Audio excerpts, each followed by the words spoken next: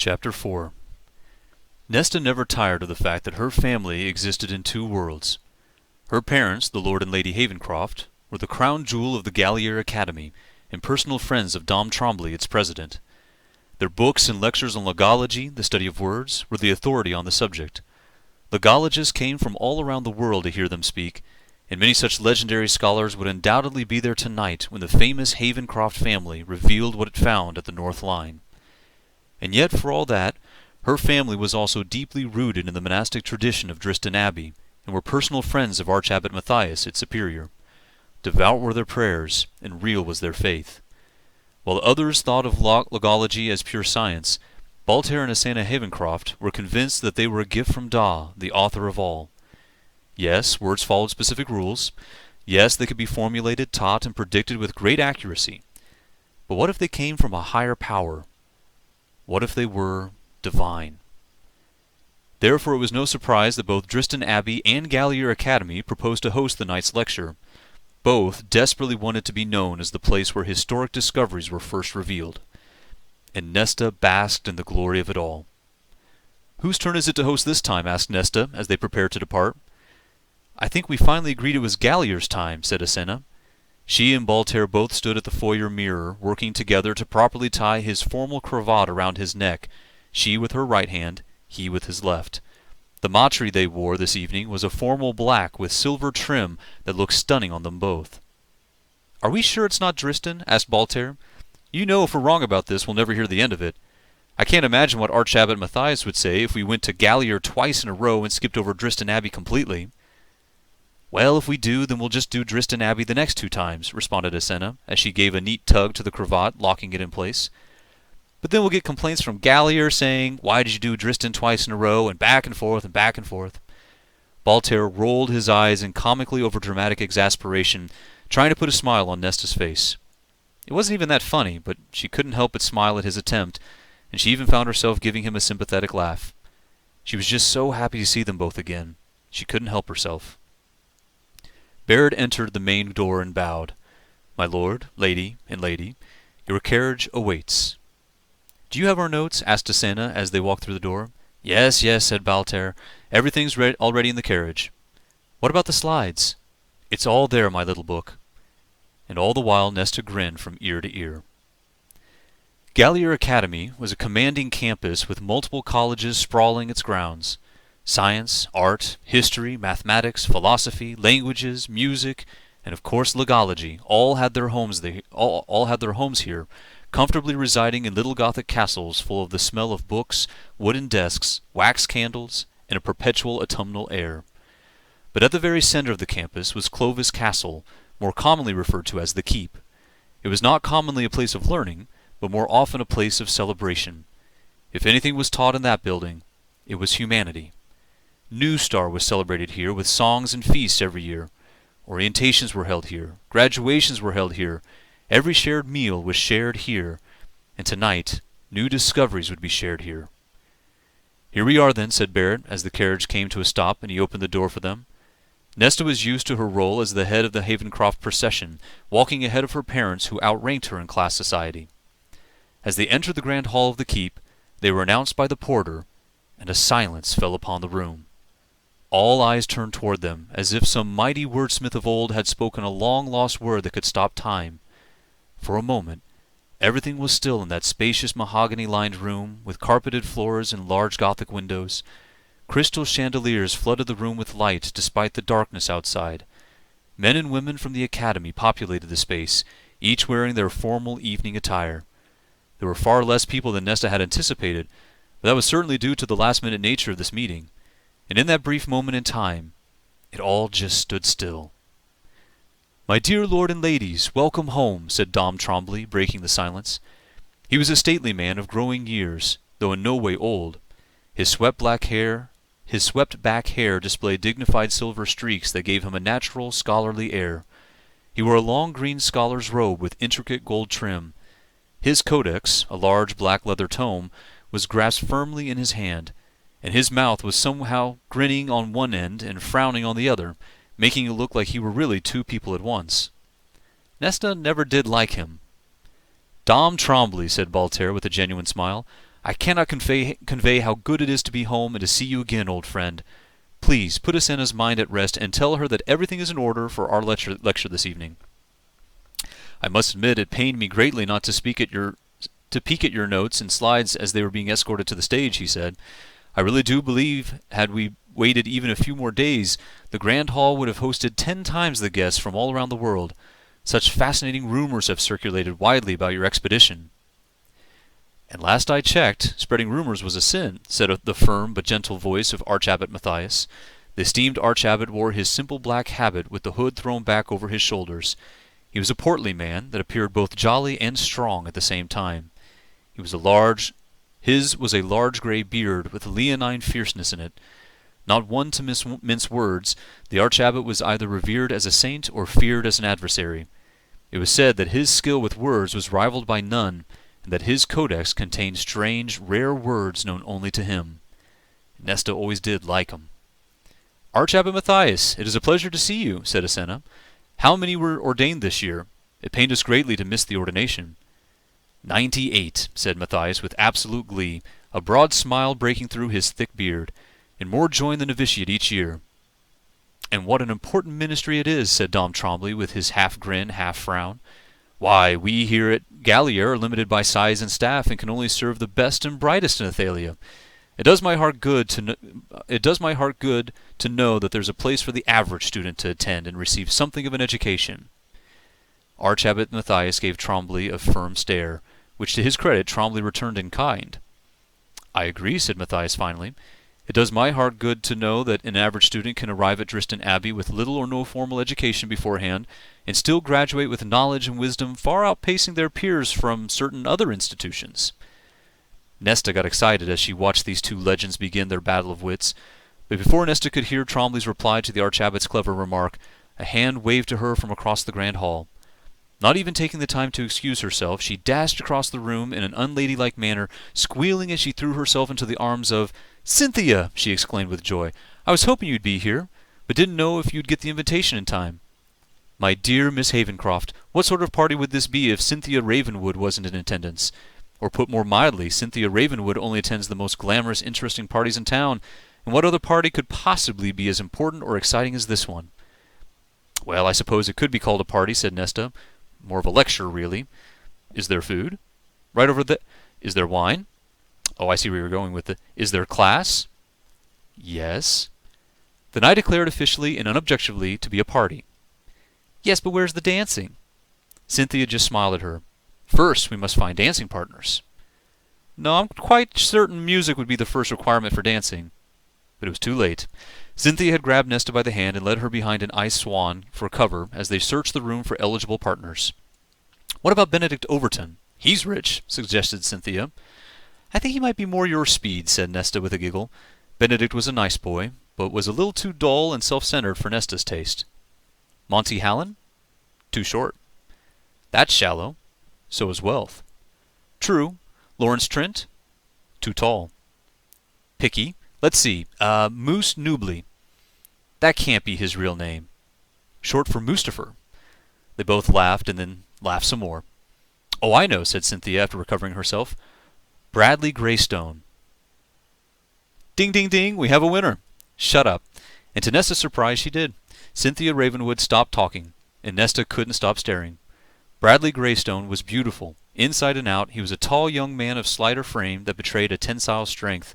Calm, composed, and perhaps a little shy, he didn't say much, but Nesta felt like his blue eyes spoke volumes.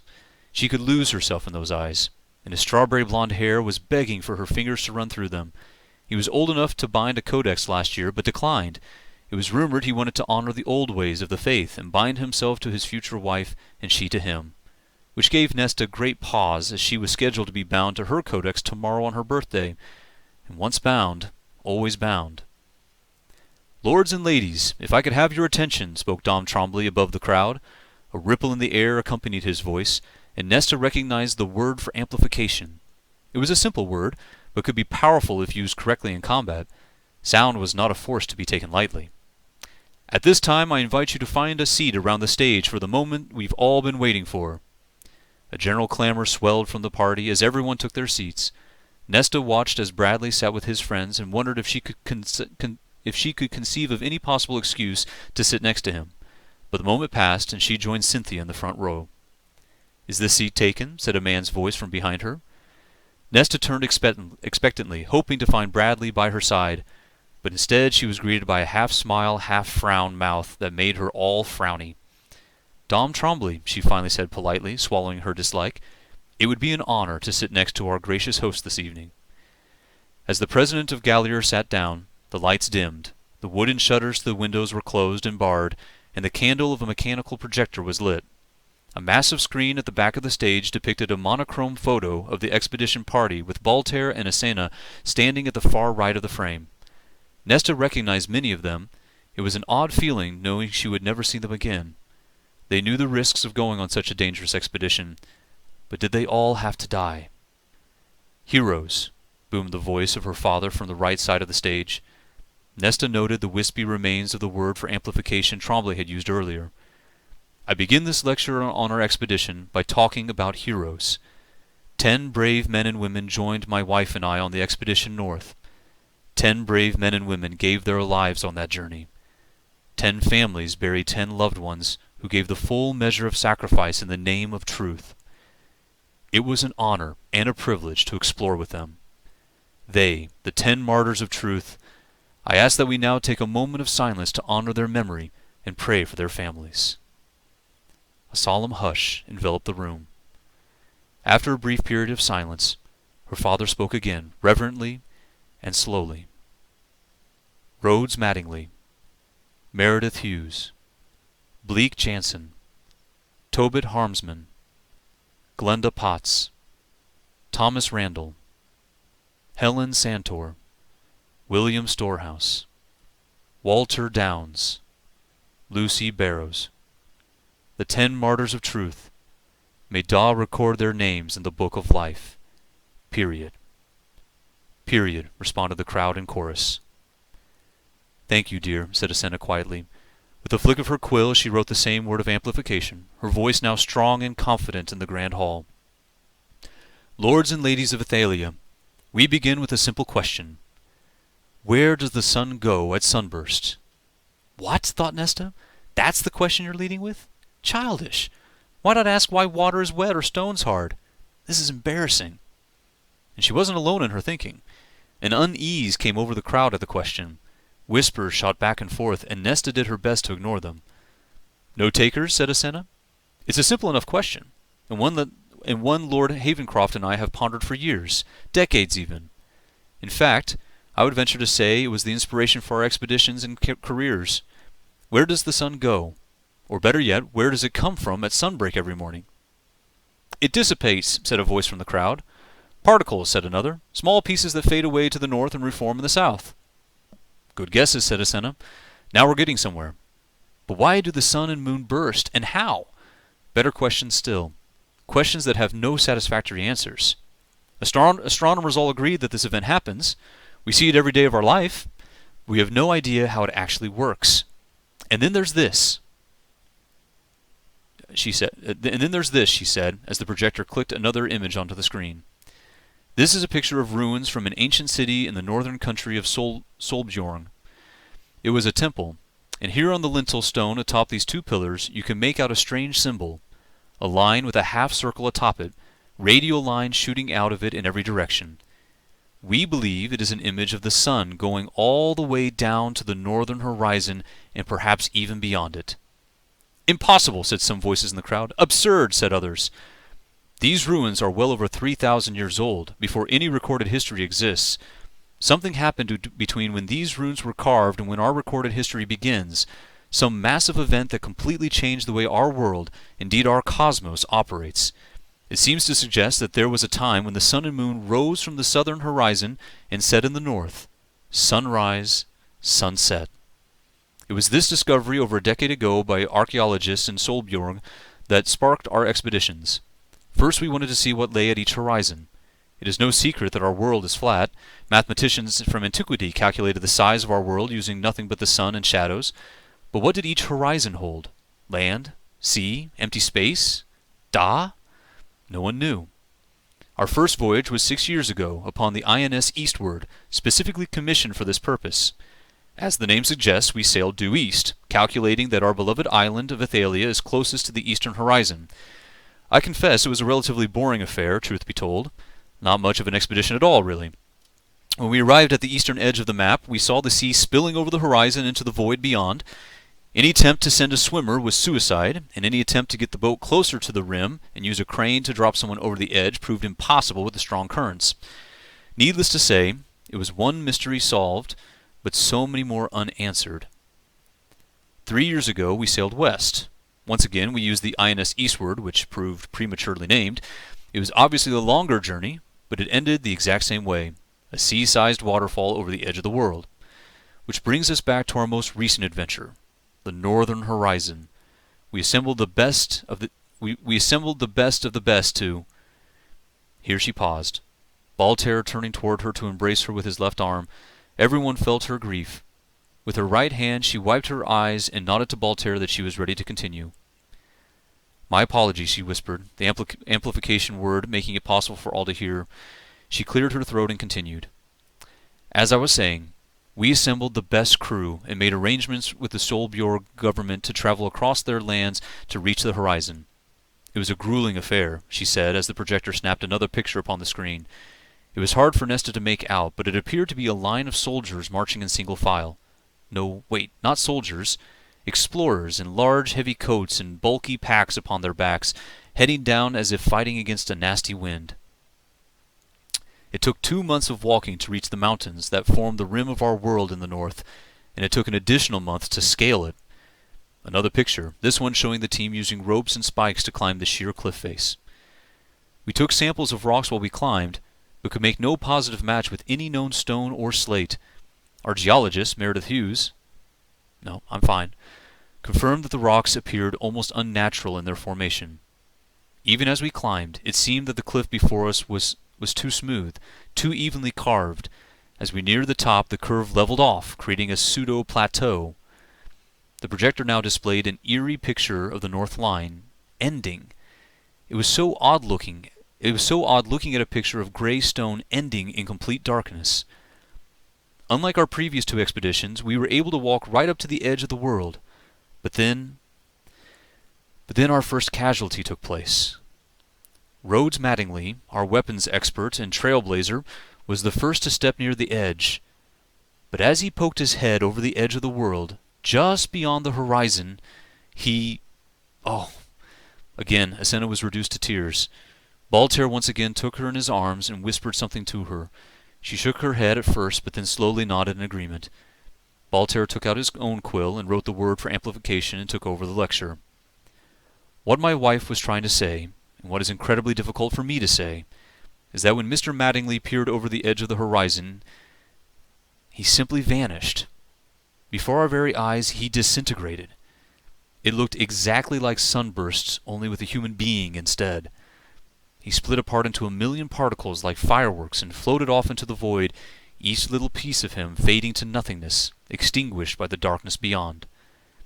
Asenna squeezed Baltair's hand and took control of the lecture again. We cried, all of us. It was so sudden and so unexpected. Obviously we couldn't risk another member of the crew. Instead we threw some extra gear over the edge, wondering if it too would dissipate. And it did. From what we could gather, anything that crosses the horizon of our world will cease to exist, which is why the sun explodes every evening. It crosses the North Line. Crack! Something dark fell from the ceiling, miraculously landing upright, pulled up a rifle, and shot Lady Asenna in the chest. Before anyone could respond, Archabbot Matthias whipped out his quill and wrote the word for lightning upon the air. A brilliant line of electric blue shot across the stage, taking the cloaked figure full in the chest, knocking it to the ground. Thunder followed from the blast, deafening everyone in the room. But Nesta did not care. She ran onto the stage and knelt by the side of her mother. Her matra was torn where the bullet had entered, right at her heart.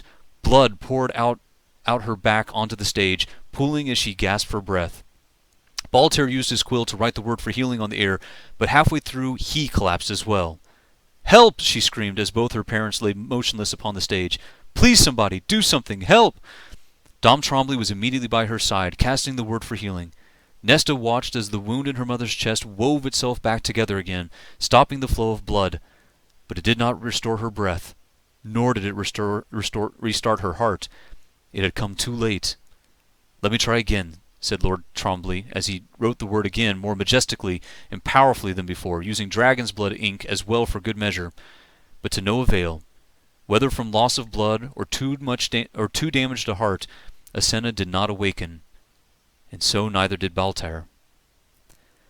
The codex to which a wordsmith is bound can be anything in Daw's creation upon which the wordsmith can write, except oneself. Once bound, it is for life. Once bound, no other binding can take place. If the codex is destroyed, the wordsmith dies.